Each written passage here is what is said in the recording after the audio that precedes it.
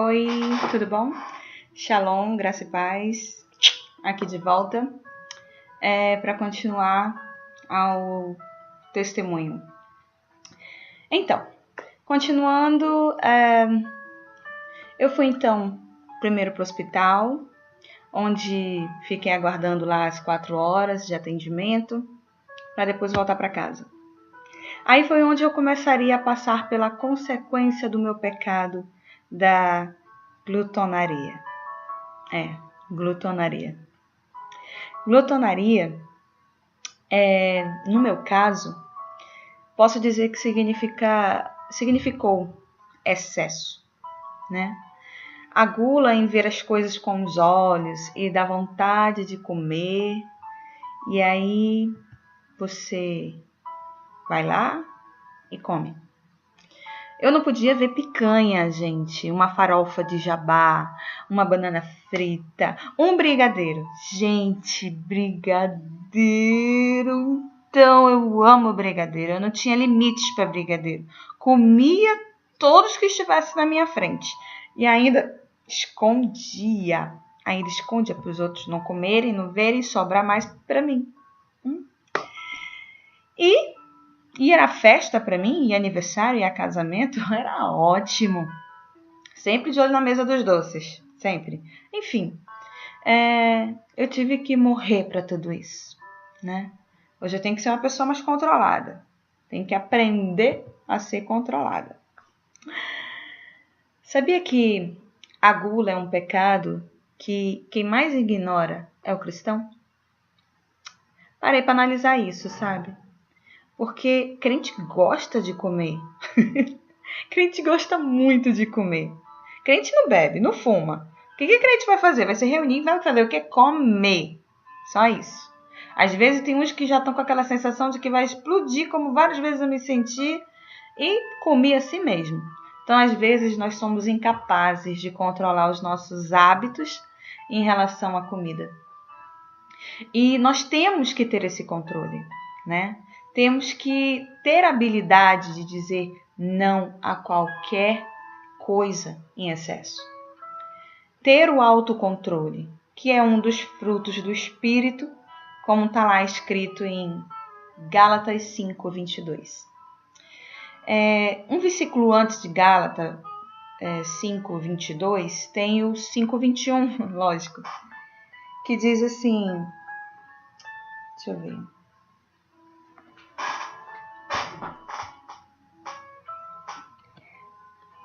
As invejas, as bebedeiras, as farras e as outras coisas parecidas com essa.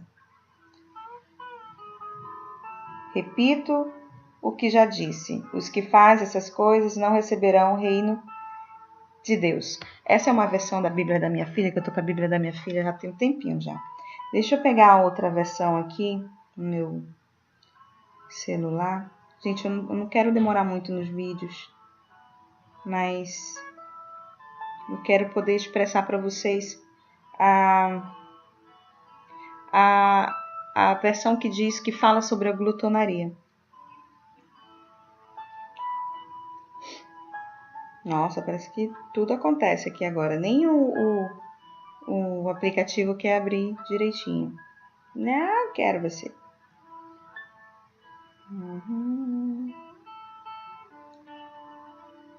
Em Gálatas 5:21. Aqui. Invejas, bebedices, glutonarias e coisas semelhantes a essa, respeito a quais eu vos declaro, como já outrora vos preveni, que não herdarão o reino de Deus, os quais tais coisas praticam. Ou seja, a minha ênfase aqui é, de fato, a glutonaria, que é uma das obras da carne, que diz que aqueles que cometem, não herdarão o reino dos céus. Aqueles que praticarem a obra da carne, né? Que não é só glutonaria, são diversas outras coisas que eu faço questão de falar aqui para vocês. Idolatria, feitiçaria, inimizade, porfia, ciúme, ira, discórdia, dissensões, facções, invejas, bebedice, a glutonaria, como eu falei. E essas coisas, a palavra diz que quando praticarmos, quando nós formos contrárias a ela, nós estaremos, de fato, já sem a legalidade para entrar no reino dos céus, né? E, como eu disse para você, dando ênfase na glutonaria, eu quero lhes dizer que foi isso que me levou até as pedrinhas na minha vesícula. E voltando, além de eu morrer fisicamente, eu ia morrer pro inferno também, né? Ou seja, era o fim, porque eu me maltratei fisicamente e também estava com certeza predestinada a ir ao inferno. Eu não ia entrar no reino dos céus, né? Apesar de que em um certo momento que eu ainda vou falar para vocês, eu me arrependi e me entreguei totalmente para o Senhor, porque eu achei realmente que eu ia morrer. Essa parte eu ainda vou falar. Então, naquela noite, eu não tinha nada desse entendimento. Eu apenas sentia dor.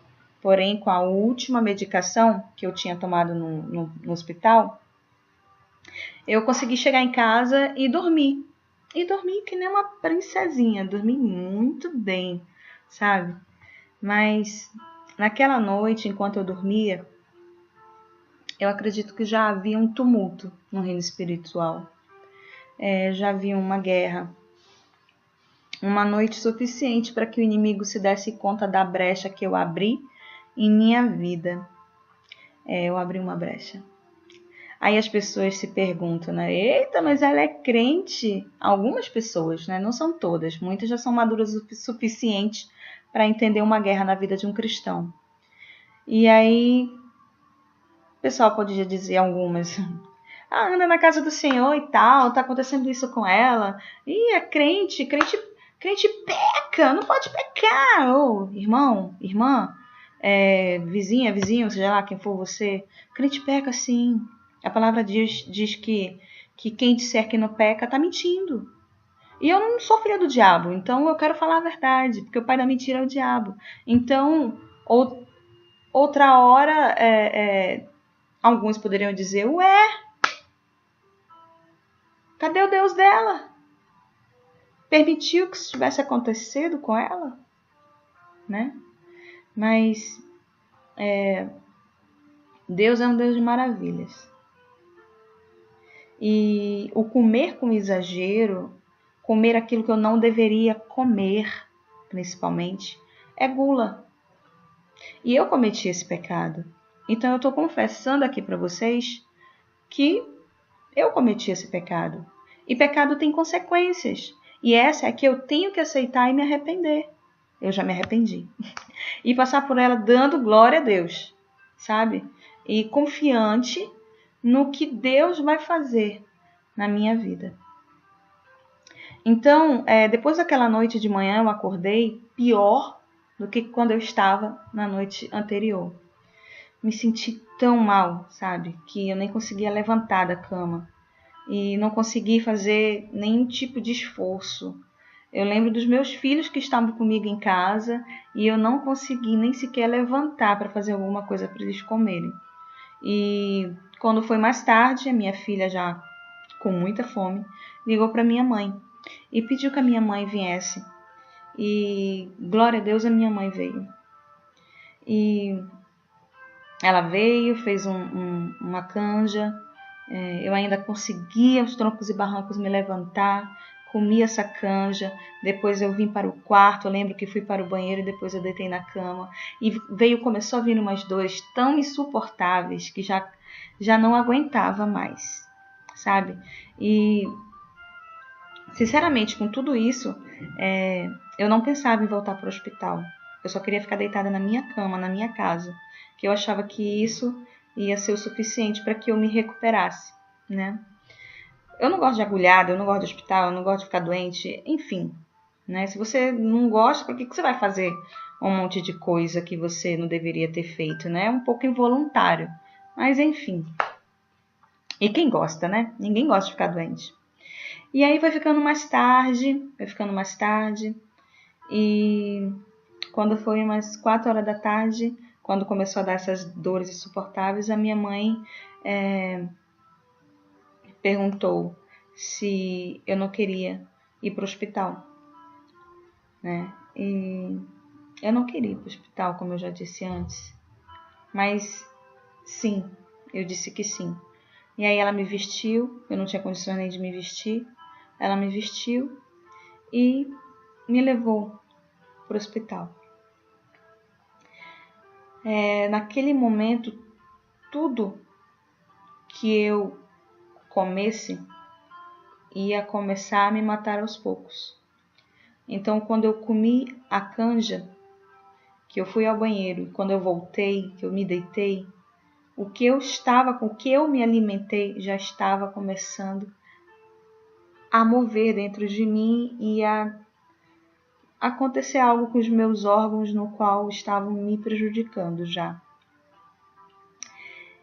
Então, naquela tarde, a brecha que o inimigo precisava de entrar na minha saúde, na minha vida, ele teve e ele entrou e ainda entrou todo satisfeito, achando que ele ia conseguir, né, ter a meta, o objetivo dele, mais uma vez nesse caso. Então, nós fomos para o hospital e quando chegou lá foi quando veio o diagnóstico, no qual eu vou falar no outro vídeo que eu vou fazer, para não ficar muito longo esse daqui, depois eu não conseguir postar, não sei, para não ter nenhum tipo de dificuldade, porque o vídeo é caseiro, mas eu espero que eu esteja abrindo entendimento de algumas pessoas referente à saúde, se algumas pessoas estiverem se identificando ou identificando algum parente, que essas pessoas venham a ter um outro ponto de vista. E se você tem um amigo, se você tem pedra na vesícula e você não tem coragem de fazer a cirurgia porque você tem medo, eu quero encorajar você a fazer essa cirurgia. É uma cirurgia simples, ela é de pouca dor, depois que você tira, você não sofre tanto quanto você sofreria se você abrisse, né? É uma cirurgia por vídeo. E que você faça isso o quanto antes do que possa vir a acontecer o pior, tá? Esse pior eu vou contar no outro vídeo, mas o que eu quero de fato é finalizar aqui te encorajando para que você procure seu médico, que você corra atrás disso o mais rápido possível, se você sabe que tem essas pedras na vesícula. Se você não sabe, corra para fazer exames e faça. Se você sente dores no seu estômago e você acha que é dor de estômago, gastrite, alguma coisa assim, corre atrás também, pode ser pedra na vesícula. Se você tem alguém da família que teve isso, corre atrás também, pode ser pedra na vesícula. E se você puder fazer isso o quanto antes, você acaba prevenindo umas situações piores, no qual podem te levar à morte. Então, em nome de Jesus, se você tem algo, se você tem alguma dor, seja o que for na sua área da saúde, corra e busque. Não fique aí passando mal, e aí melhora, esquece, depois passa mal de novo. Não prolongue isso na sua vida. O seu corpo é o templo do Espírito Santo e o Espírito Santo precisa dessa morada, porque ele ama ficar com você. Jesus pagou um preço muito alto naquela cruz para poder morar dentro de você, dentro de mim. E com certeza, o mínimo que podemos fazer é cuidar do templo do Espírito Santo, é cuidar do nosso corpo. Amém? Um beijo no coração. Shalom.